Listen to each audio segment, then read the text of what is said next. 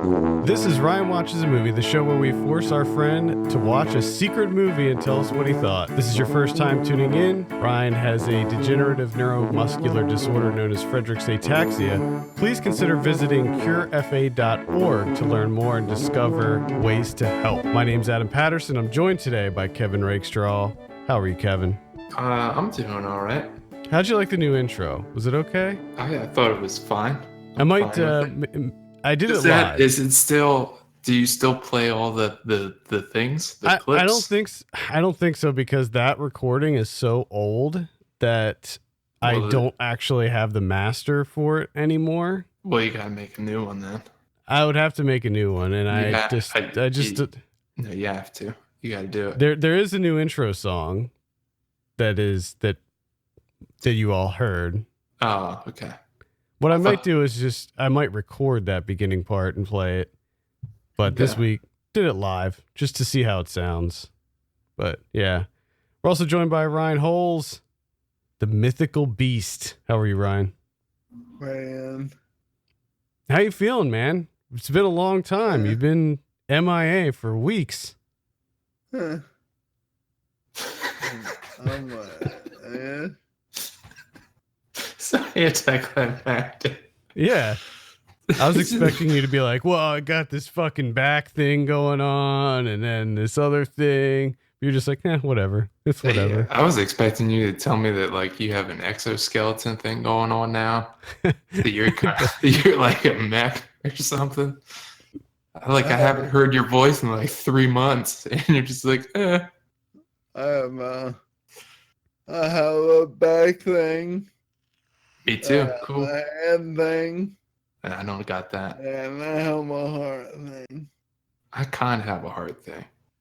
2 for 3. It's Sir, unhealthy crew we got going on here. Many ailments to be had. Next week I'm going to come in and be like, yeah, my eyeball fell out last week, so I'm dealing with that.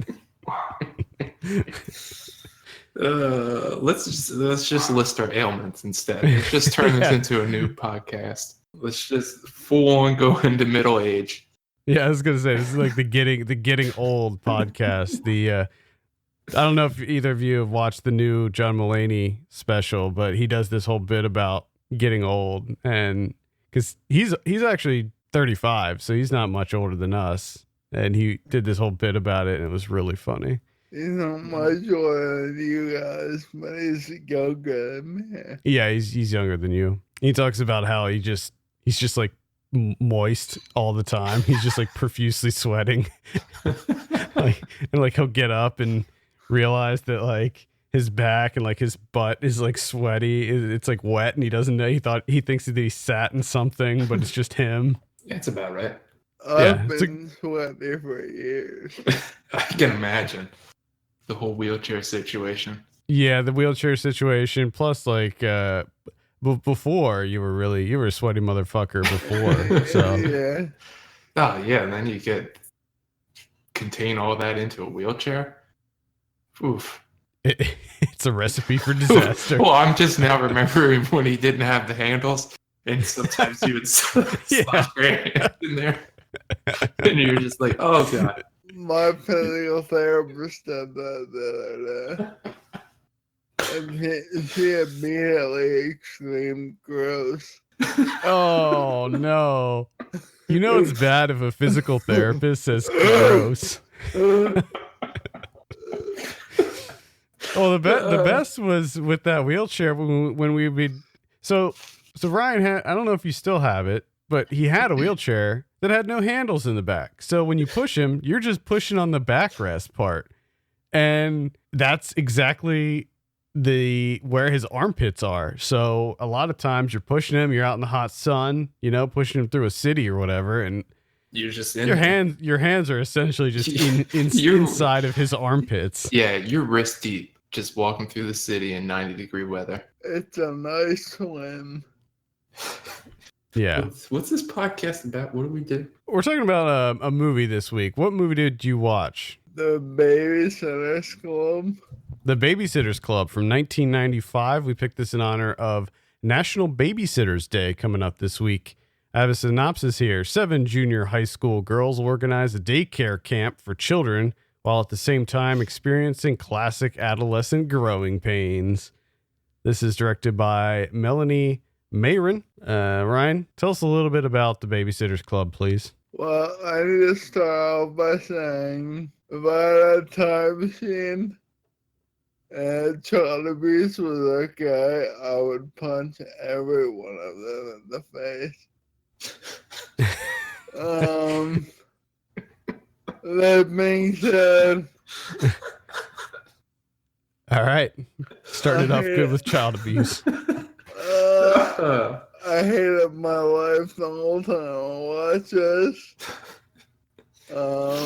Basically, there's a group of teenage and pre-teenage girls, and they're all babysitters, and they start up a club to babysit, and for some reason, they start a daycare, but I feel like for 12-year-old girls start a daycare, there has to be at least one person that could drive. Well, also, let's pause that idea and just break it down.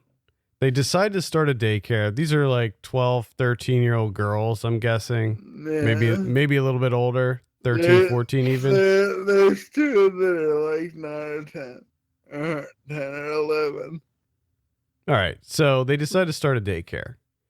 Did they form an LLC? Was this like a sole proprietorship, some sort of partnership that was happening here? Did they incorporate?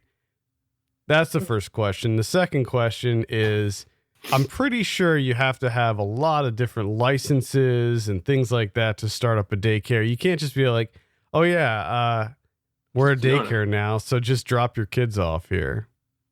Well, yeah, what did they do? One of the only adults in the movie called them on not having a license, and they're just like, okay, all right, that's cool. And nothing was ever said about that again. Are you licensed and insured? No? All right, well, here's my child. Where do they operate this out of? Just they create a daycare. It starts in a backyard. It's not And even. It's not indoors. And then dump the kids in the yard. It expands to some building that was run down and closed by the historical society, and they allow all these children there to clean it up. So first they dump them in the yard first, then they take over an abandoned building and then force the kids. Wait, are the kids being babysat cleaning it up, or is the Babysitters Club that's cleaning it up? I guess they're kind of being babysat, but everyone's cleaning at this point. Okay, it's a fun activity that they came up with. So we're not worrying about child labor laws. It's basically slavery. It could be child labor laws because I doubt any other parents know anything that's going on. Incredible. So they set up this child work center, labor camp. What happens next? One of the babysitters is trying to get in touch with her father that she hasn't talked to for years.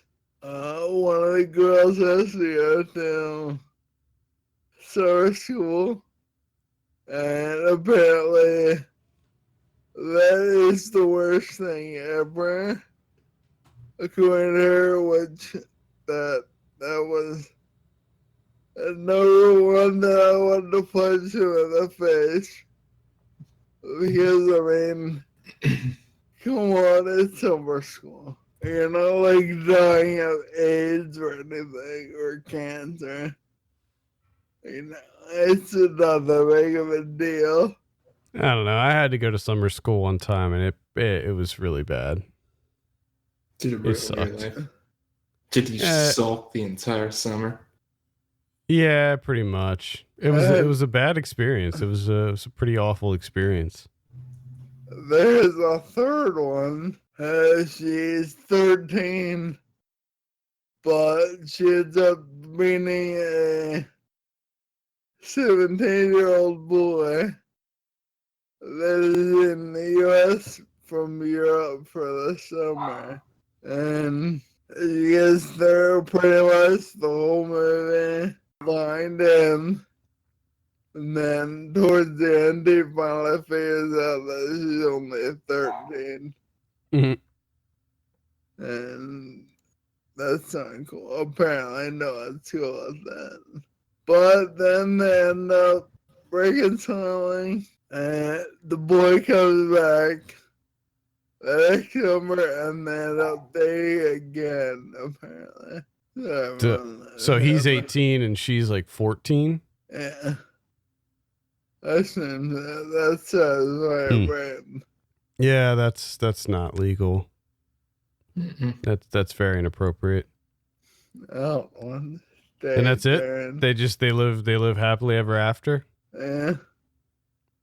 All right. So what'd you think of it?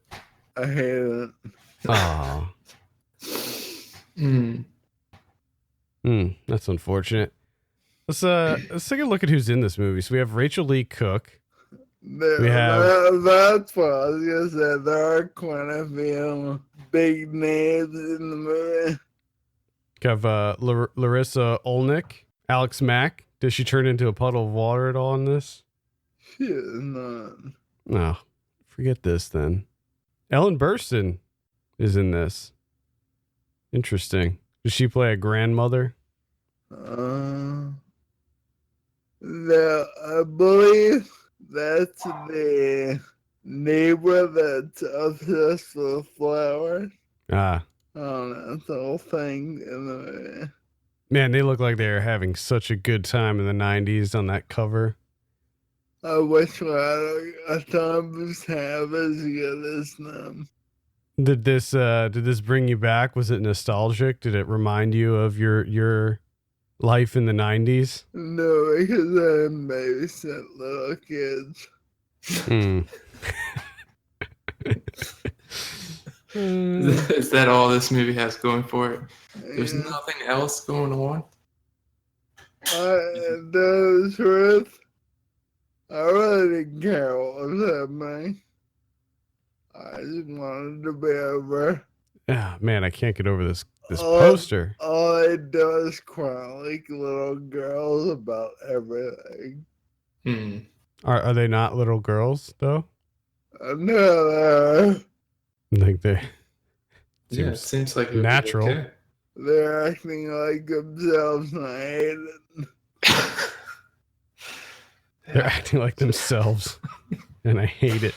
Sweet Jesus. Oh, so obviously this is based on the popular book series. I don't know if they're still making those books.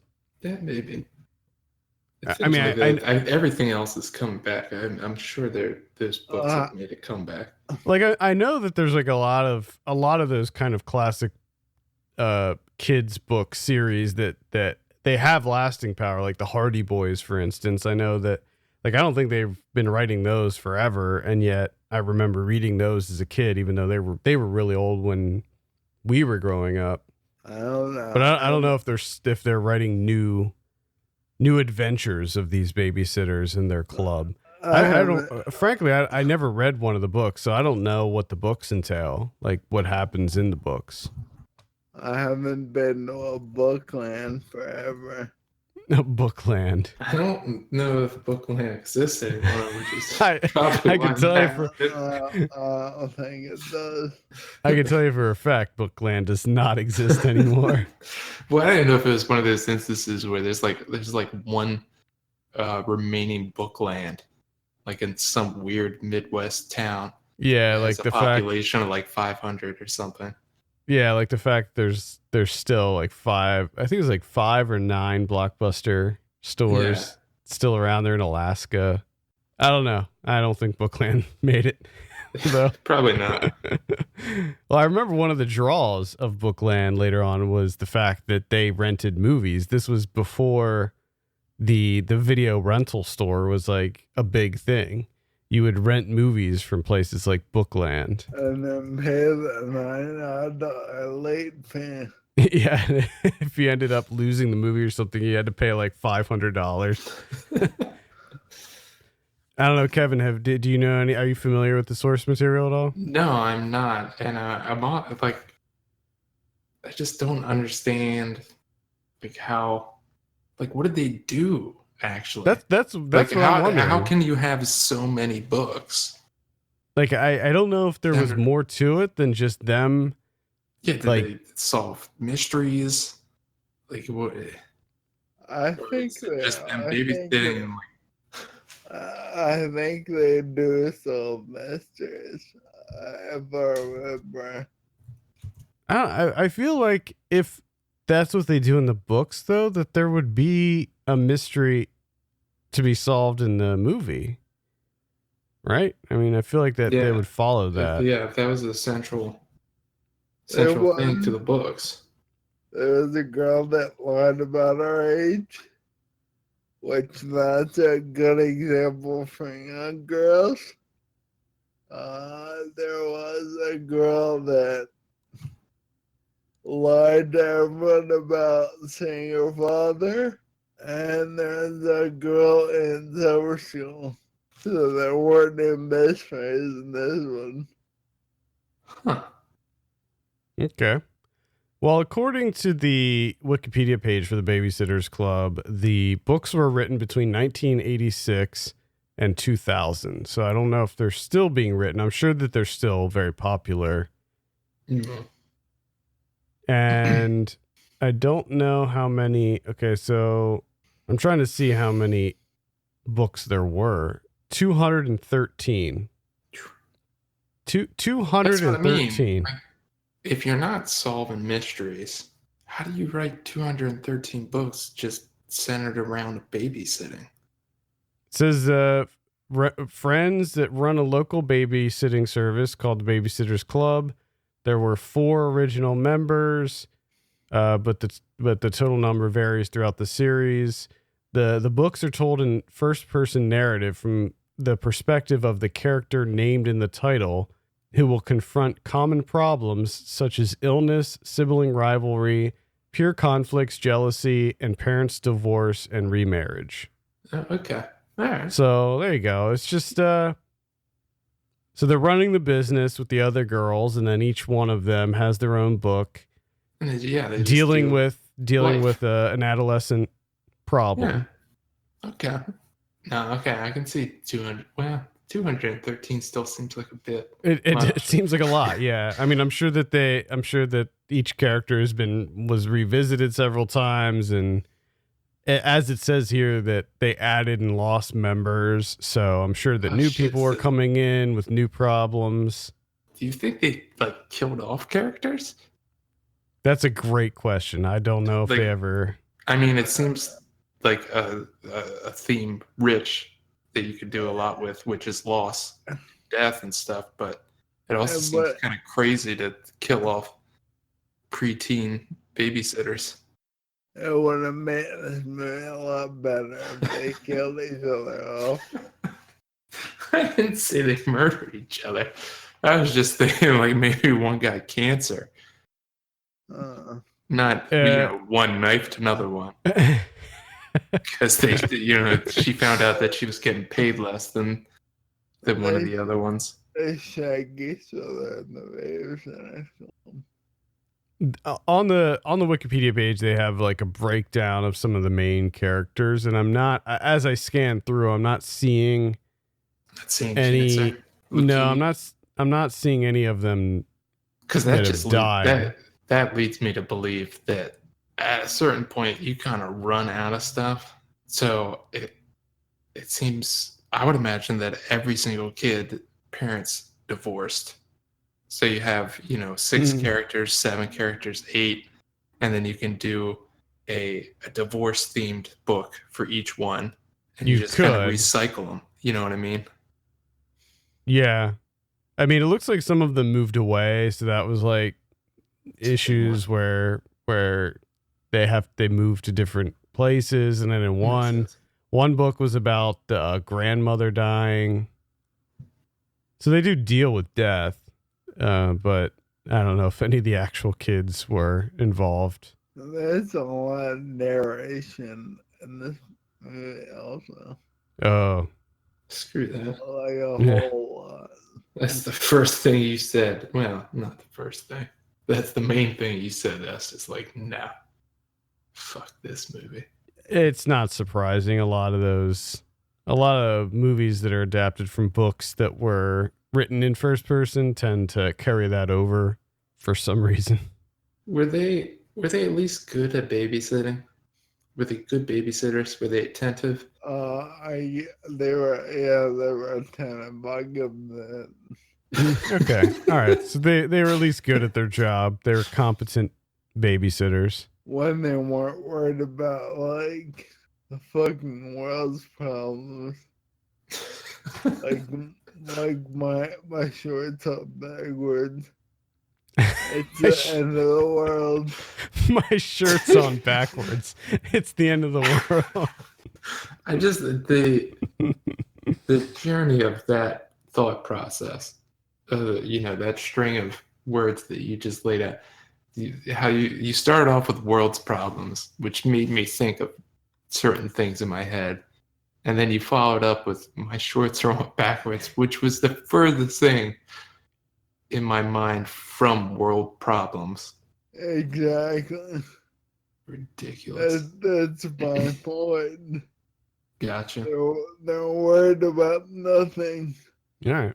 There's also a TV series that ran, a 13-episode TV series that ran in 1990s. This was before the movie, and it ran on HBO and Nickelodeon.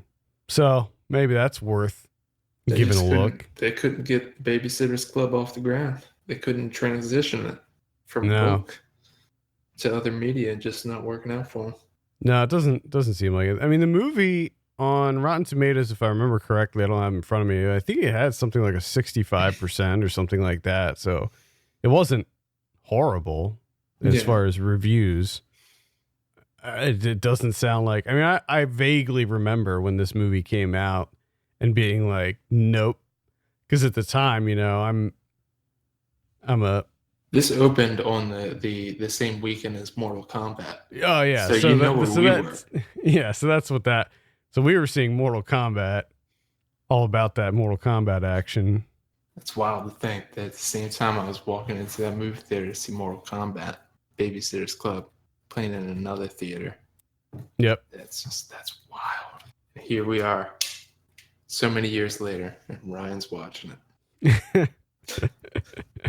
Everything comes full circle. All right, let's go ahead and give you your drum roll on this. What do you give the Babysitter's Club? 1. That is a 1 out of 10. Ouch. This thing is because it's based off of movie content alone. I really hated this, and I felt like it was a chore to watch it. So I want to make sure I heard you right. You said that this is based mostly on content? Yeah, that's what he said. So what do you normally base it on? not like the acting or any of that. It was the writing. girls mentioning about everything. Okay. Just the plot, just the narrative of it just was not working. Why the hell did I watch this movie, by the way? Well, I'm glad you brought that up because this week is National Babysitters Day. It's observed on May 9th. This special day is celebrated the Saturday before Mother's Day. On this day, we give babysitters across the nation appreciation and special recognition for their quality child care. Babysitting isn't what it used to be. In certain parts of the country, babysitters earn a good chunk of the mighty dollar. Their skills factor into their hourly rates too, depending on the area of the country. Babysitters can demand anywhere from $12 to $20 an hour. Money aside, they do provide fun and safe care so parents can have some time for some rest, a dinner, and maybe a movie. Now, you may be asking yourself, how do I observe National Babysitters Day? Well, let me tell you.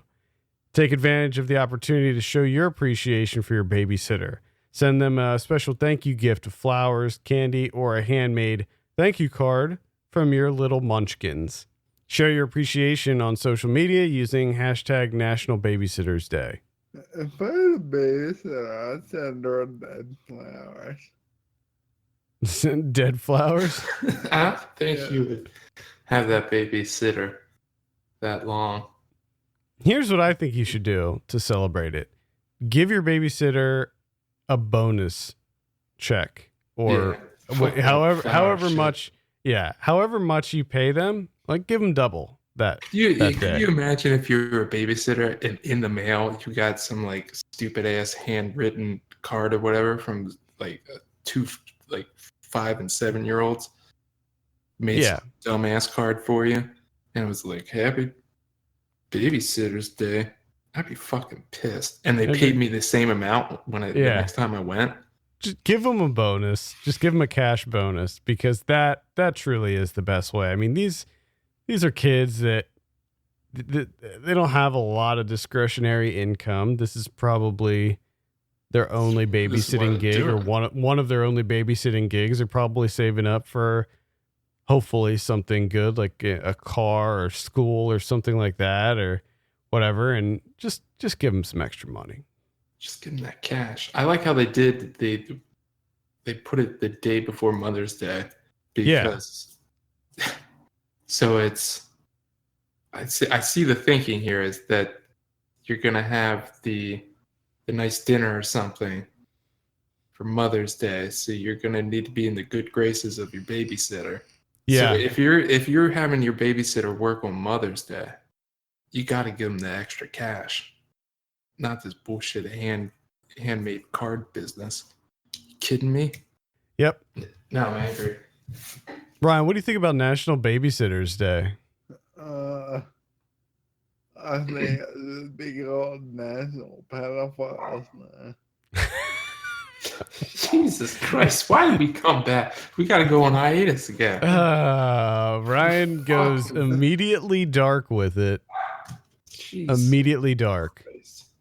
National Because Pedophile Day. the more I think about this, these girls lived in some weird town where there's hardly any adults. And they're all kids. How are these kids being made? How are they being made? Okay. They're probably adults. They're probably just not really present. That's why there's babysitters. That's why you have the babysitters. Yeah. Ridiculous. Oh, I get. Ryan, you might appreciate this. The Babysitters Club motion picture soundtrack, the album. One of the producers was Jermaine Dupri. Oh, wow. Isn't he a known pedophile? Jesus Christ, kid, you move off of the pedophile thing. He's not a known pedophile, I don't think. I thought he arrested for that years ago. I think that there were. Look it up. I think maybe there were rumors. I don't know if there were any actual allegations. Now I gotta look up. Because one of the, I remember one of the big things was that he was in the, discovering really young talent. Didn't he discover? Wasn't he the one that like found Bow Wow?